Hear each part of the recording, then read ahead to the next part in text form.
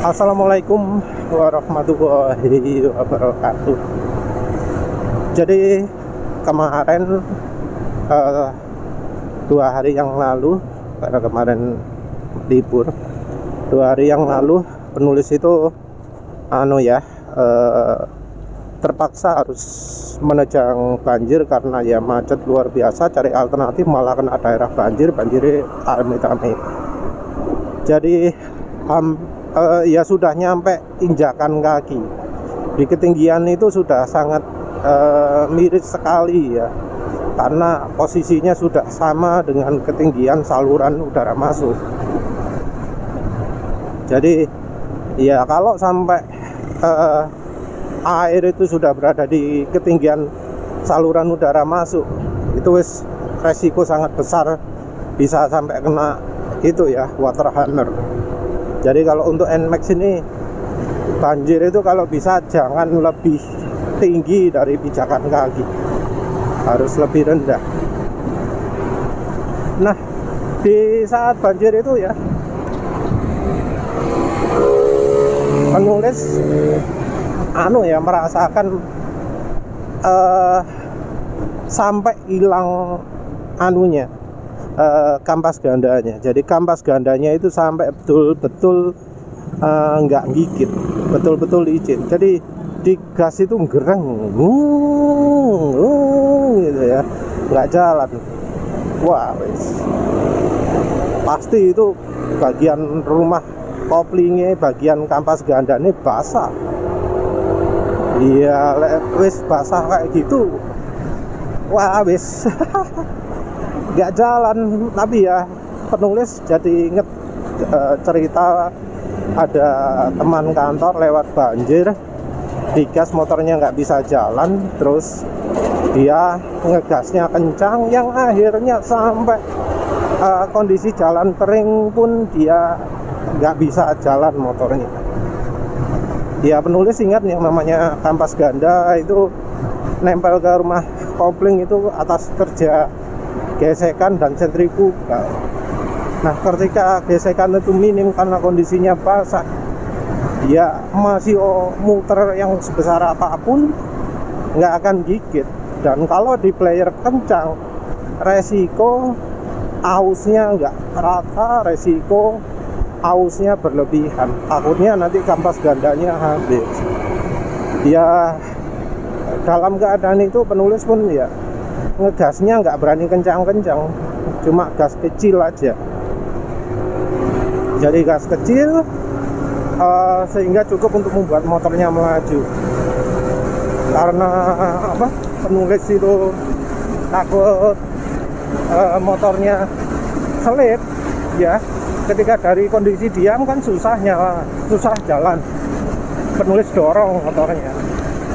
Jadi ketika setelah berhenti, penulis pakai bantuan dorong gitu.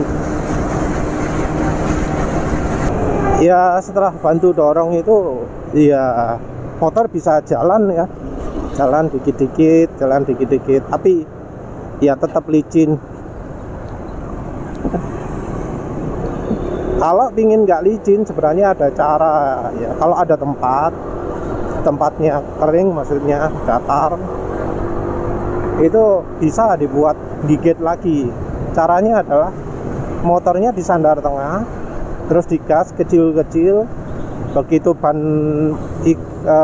belakang terlihat muter, digas makin lama makin kencang. Nggak usah sampai kecepatan paling tinggi, tapi cukup sampai jalan gitu ya.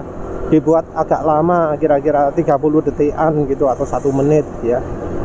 Nggak perlu sampai gaspol loh ya, gas separuh aja udah cukup. Itu nanti gripnya akan balik lagi jadi normal lagi. Jadi untuk ngegas itu ketika masih licin jangan sampai lebih dari setengah ya, 1/4 aja sudah cukup, 1/8 sudah cukup. Pokok bisa gereng gitu ya.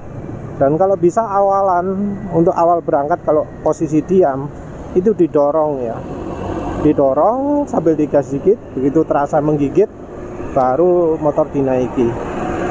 Nah terus pokoknya pengalaman seperti itu sampai akhirnya kampas ganda ini selip gara-gara banjir. Nah, penulis jadi ingat juga kasus ketika ada NMAX, X-Max di jalan tanjakan itu sampai berasap, jalan nggak bisa kencang. Nah, itu adalah ya kesalahan pemakaian juga sih ya. Tapi ya kalau orang tidak benar-benar memikirkan apa sih konsekuensi cara kerja transmisi motor matic, ya nggak akan bakal bisa menyangka mengalami kejadian seperti itu. Jadi berasapnya itu karena apa? Karena dianggap yang namanya kampas ganda itu gigitnya pasti mantep. Padahal ketika tanjakan, yang namanya kampas ganda itu bisa aja belum menggigit dengan benar begitu gasnya dibuka. Jadi ketika tanjakan, yang nggak boleh dilakukan itu adalah gaspol.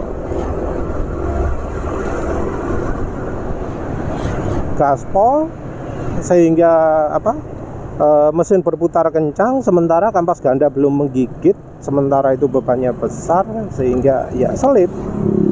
Ketika selip, kampas ganda ini berputar sangat kencang,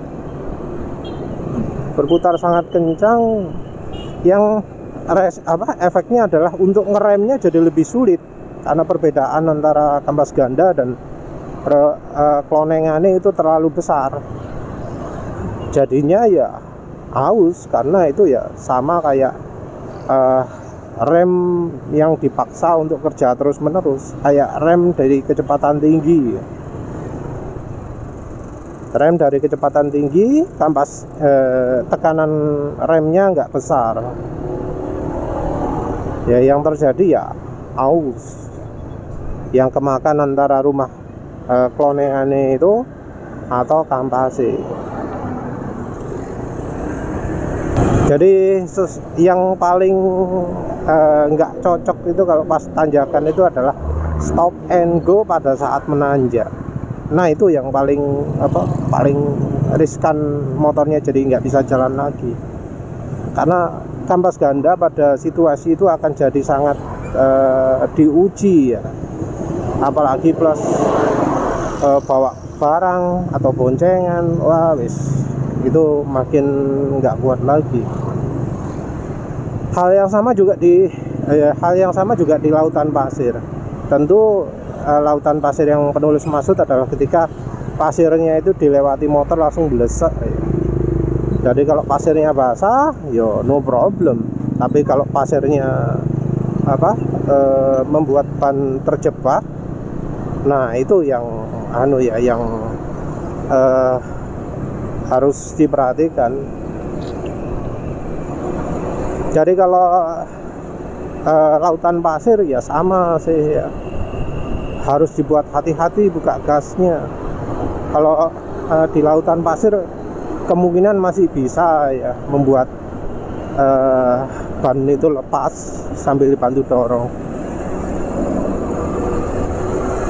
Kalau nggak hati-hati, kalau dianggap motor matic itu kayak motor manual, digas besar, ya gosong sudah. Kalau sudah gosong, aus, ya nggak akan bisa pulang. Harus mampir bengkel dulu. Memang ya, motor matic itu memang ya praktis, ya gampang, tapi ya ada keterbatasan. Nggak bisa dibuat di medan yang berat gitu.